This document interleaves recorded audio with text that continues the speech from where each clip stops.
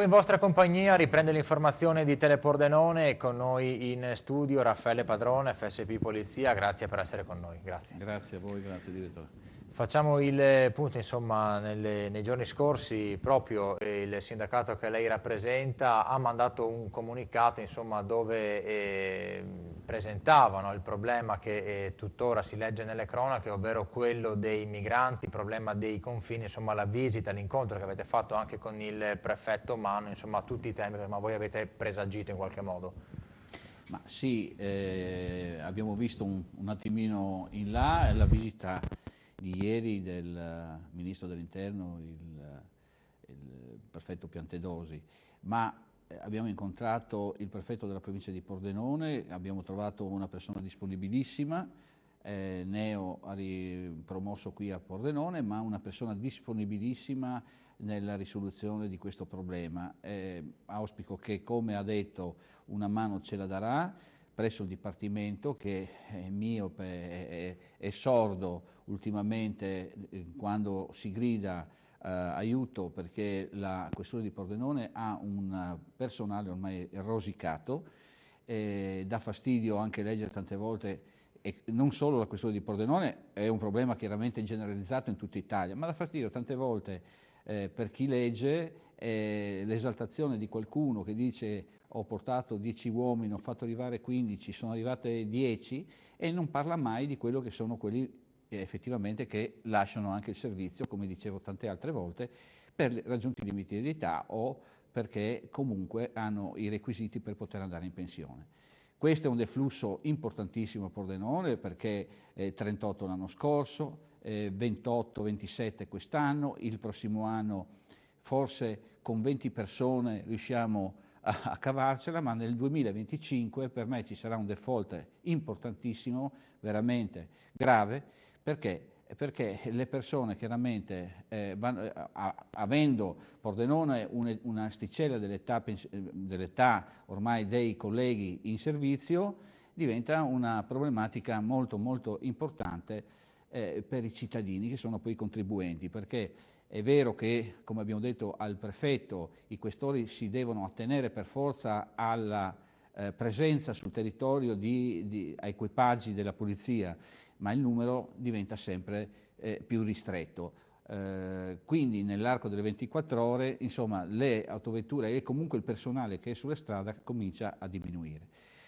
Il problema che c'è nella sua domanda, che poi, ripeto, è quello che abbiamo detto anche al signor prefetto, che le continue aggregazioni che avvengono anche dalla questura di Pordenone, che ha già un personale risicato per la propria città, per la propria provincia, va bene, i continue aggregazioni a destra a manca. Non solo questo, ma abbiamo visto che la situazione di persone che entrano nel nostro territorio senza i diritti e comunque senza nessuna certificazione per entrare nel nostro territorio è diventata anche per la rotta balcanica un problema grave. Vede, molte televisioni nazionali puntano, mirano su questo show che è quello dell'arrivo, va bene? Perché forse è più eclatante vedere sbarcare delle persone via mare. Però sapete che, come vi dicevo altre volte, che Frontex, che è questa agenzia che dà i dati sul flusso migratorio, che è sempre diciamo in deficit, ha dato un 168% di aumento su quanto riguarda l'entrata nella rotta balcanica. 168% che è superiore a quelli che sono arrivati via mare.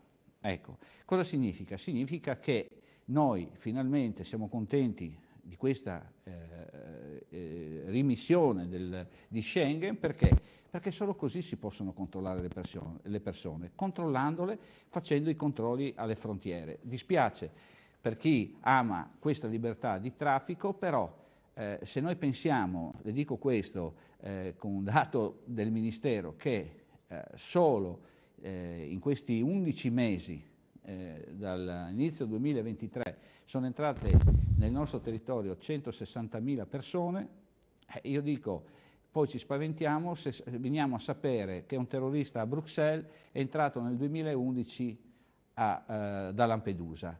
Se questa persona, come dicevo l'altra volta, è una persona che ha girato mezza Italia, è andato a trovare degli amici, se tanto mi dà tanto, io auspico, ma non credo sia una cosa impossibile, abbia degli amici e delle fonti anche in Italia. Quindi è meglio che la gente capisca che purtroppo bisogna fare i controlli necessari perché ciò non accada più. Dirò anche questo, che mai come in questi 10 giorni, quindi parliamo di controlli, siamo riusciti a rimpatriare, ovvero a riconsegnare alle forze di polizia slovene 30 persone. Quindi 30, guardate che sì o no ce ne sono stati un centinaio in questi anni, 30 di un colpo solo, 30 di un colpo di 10 giorni, 30 persone, con l'arresto di 3 pasteur che portavano queste persone clandestinamente nel nostro territorio. Significa che, ahimè, che qualcuno potrà lamentarsi del rallentamento del traffico, ma ciò mi pare che anche sia stata accettata bene anche dalle persone che lavorano e quindi magari con una corsia preferenziale, ma i controlli sono necessari affinché non succedano anche in Italia atti terroristi. Atti di terrorismo che, lo dicono personaggi come il Papa, che ci potrebbe essere questa attenzione di antisemitismo che credo che sia una cosa veramente delicata. Torneremo sul tema, grazie a Raffaele Padrone per essere stato con noi. Voi. Andiamo avanti col telegiornale, aveva pubblicato vari video pedopornografici nella chat di genitori di una scuola elementare di Udine.